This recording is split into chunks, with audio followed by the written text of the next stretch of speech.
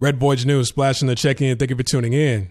As you can see the title of this article, Redbull boss, 2 police generals among 10 senior officials that could face prosecution. Okay, so this article, we're going to be talking about an incident that happened 9 years ago, and it's been prolonging for about 9 years now, ever since 2012, and it involves the co-founder of the energy drink Red Bull, his grandson. Okay, the National Anti-Corruption Commission is preparing an inquiry and possible prosecution against 10 senior police and prosecutors for their alleged role in failure to seek justice against Red Bull scion Vorayuth boss Yoovidhya. Forgive me if I pronounce his name wrong. Okay, back in 2012 in the Thong Lo area, I know that area very well. All right, for those that don't know, I lived in Thailand for about 5 years. All right. It is alleged that boss drove his Ferrari into a motorcycle ridden by police senior sergeant major Wichian Klan Prasert. Okay, the policeman was dragged and he was killed. Okay, now this guy right here, I know, judging by the title, boss, and who knows, he might have taken over the company. I'm not sure, but boss is a common male nickname in Thailand. You'll meet a lot of males, adults, children in high school. Their nickname is boss. Okay, that's just a common nickname for boys in Thailand. As a matter of fact, Thais, they give themselves, I don't want to say weird, but whatever item they like, whatever word they like in English, they're just going to give themselves that nickname. You hear all types of nicknames in Thailand. They'll call themselves anything. Milk, soda, pop, moon, night, boss, Thor. I met a guy, a grown man who was 4'11", and he called himself Thor in Thailand. They will call themselves anything. Key, chain, foot, shoe, poo, boo-boo. They'll call themselves anything. If they like erasers, they'll call themselves Eraser. I'm like, your name is Eraser? Yes. So they'll call themselves whatever they like. All right. Whereas, like, if you go over to China, Taiwan, they tend to give themselves more Western nicknames. John, Daniel, Eric, Susan, Jessica, like they'll give themselves more European, Western nicknames when they start to learn English. Thais, they'll just call themselves anything. But boss is, it's a common nickname in Thailand for those that don't know. So that just gives you a little bit of insight on Asian culture in Asia. All right, let's get back to the story. So some charges have been dropped since the incident, but 2 remain on the books. 1 for drug use, cocaine, and that expires next year. But 1 for reckless driving causing death can be prosecuted until 2027. And there's been a public uproar because of this. Like, this guy hasn't seen the inside of a jail cell. You've been prolonging this for 9 years. Why does it take 9 years to come down to a verdict? All right. However, boss remains abroad. His whereabouts occasionally reported, but largely unknown. So this guy isn't even in the country. And the people of Thailand are pissed off. It's like, okay, you have a guy who comes from a wealthy family. Okay. The product, the invention, the product that his grandfather gave to the public, gave to the world, has probably, some of the profits and proceeds that were, made from people purchasing Red Bull, since it's distributed all around the world. I'm pretty sure that money has gone back into Thailand's economy. Okay. And they probably made other contributions as well. So this is a high ranking family in Thailand.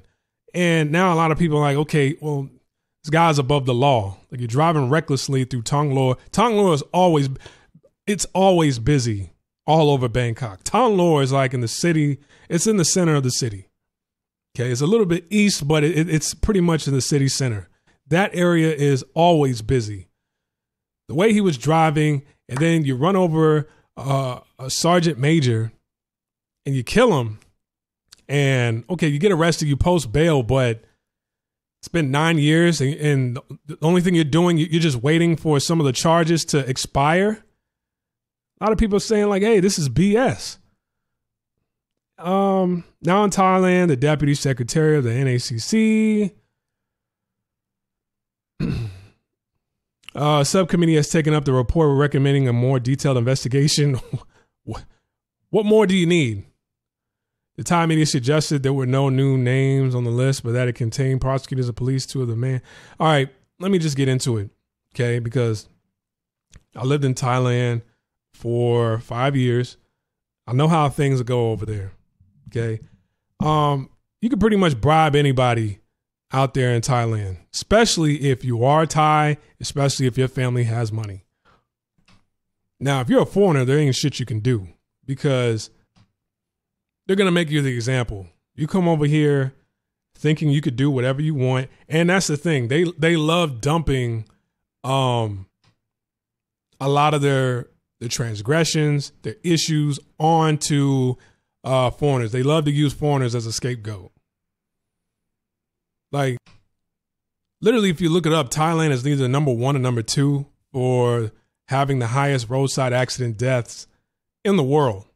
Okay, so people just drive recklessly all over the place in Thailand. I mean, they have so many deaths every single day because people just drive recklessly that it's insane. You should hear the numbers when it's a major holiday. It's so bad that, you know, during Thai New Year's, which is it's called Songkran, during Western New Year's, January 1st, they will shut down the liquor stores. They will close the liquor stores throughout the entire Songkran festival, the entire New Year's holiday weekend, because they give everybody like five days off, right? They do all of that because stuff like this happens all the time. You see stuff like this happening all the time. And the fact that you have somebody from a wealthy family just pretty much getting away with murder.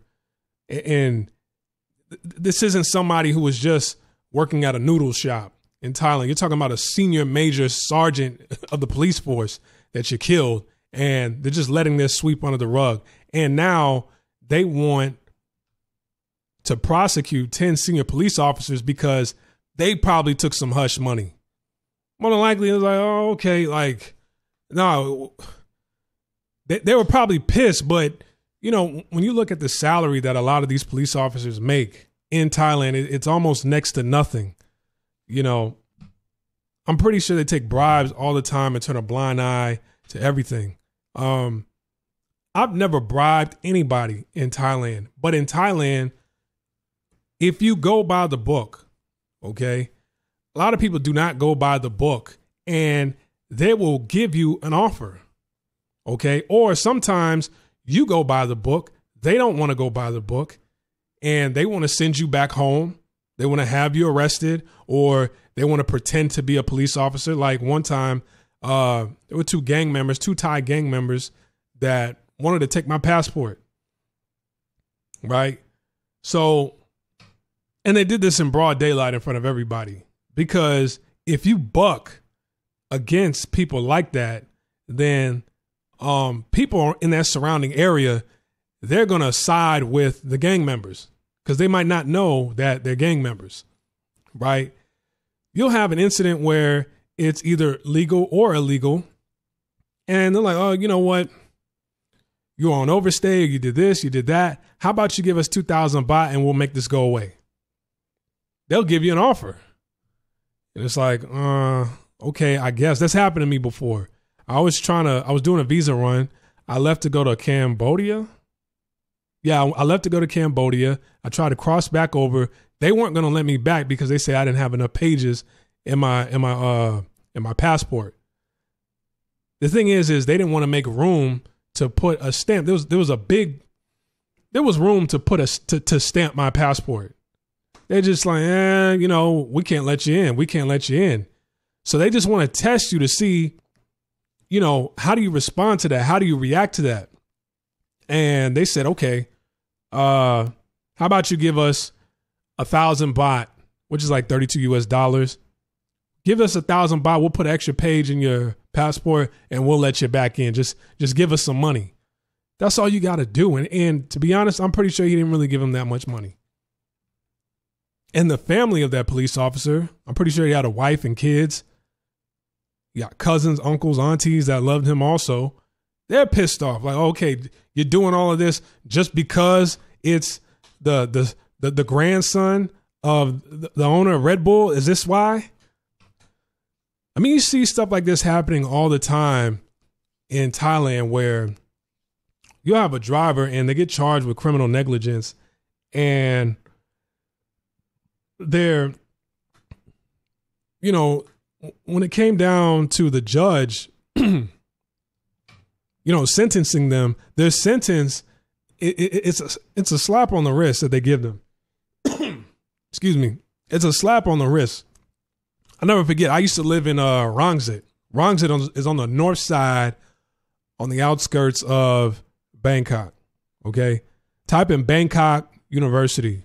I used to live right across the street from Bangkok University. If you look in Google, the university, the building is shaped as a diamond. It's a unique looking building. I look outside my window every single day and, I could see the building. Okay. I used to live in apartments right across the street from the university. And one time there was a bus traveling overnight from Laos, from the Laos border. It was within Thailand. It was a company in Thailand. There was a driver driving overnight from the border of Laos all the way to Bangkok. He made it to Bangkok. Once you're in Rangsit, you're pretty much in Bangkok. All right. You're almost there. And I don't know if he fell asleep behind the wheel or he basically flipped over the bus. It was a double-decker bus. And I mean, they were right there at the destination. He flipped over the bus. And because he did that, that killed 6 people, including an infant baby. All right. And he was charged with criminal negligence after they did an investigation. His punishment or sentencing, he didn't have to go to jail. The only thing he had to do was pay a 4,000 baht fine, which is like $120, $130 US. And they didn't take his bus driver's license away. He went on to keep on driving. He just kept driving. And I've been on those buses overnight. Like they're weaving in and out of the interstate like it's a motorbike. They're pushing that bus like it's a motorbike, like it's a Honda. Like they're trying to squeeze, because it's a one-way. It's not a four. It's actually a two-way. It's a two-way, but it's a one-way for each side. It's just one lane for each side, right? It's not a 4-lane interstate. So if somebody's driving slow, the bus will just drive around people like it's nothing. But and that's normal. But the thing is, they'll go around people when they're going up a hill. Like, why would you go up a hill and go around somebody not knowing what's coming over the hill? Why don't you wait till you're at the top of the hill? Then as you're going down and the coast is clear, you can go around people. That's not how a lot of the drivers think over in Thailand. So you have this guy right here. Okay, I made him money. Pretty much royalty over here. I got my Ferrari. I'm pushing this shit. I'm high as shit. And I run over the senior major police officer of the force. And what does he do? He's like, here's some money. Make it go away. And I'll keep paying money to keep pushing back the case until all the major charges expire. And I won't even be in the country, but I'll kind of tell you where I'm at from here to here, from here and there. Right. So that's what's going on over in Thailand. All right. Now, this was a foreigner. Even if he could have been the heir to BMW or Coca-Cola, or, you know, they wouldn't have cared. They would have locked him up. They would have locked him up. Right? But, and they make it known, they do this all the time. Like, they play favoritism. Like, you'll see this in America too. Like that one major case of that kid, I guess he was driving drunk or whatever, flipped the car, all his friends in the car died except for him, and they let him off for affluenza, that affluenza case, remember that? So you see stuff like that, especially when they come from rich, wealthy backgrounds. He still had to do something. I think he still had to do community service. He wasn't allowed to leave the country. We have somebody here that is not in the country, and they've pushed this case back for 9 years. Name a case like this in America that's gotten pushed back 9 years and it's still going. Okay? I don't want to make this too long. Like, subscribe, comment, share this video. I'm over and I'm out. Peace.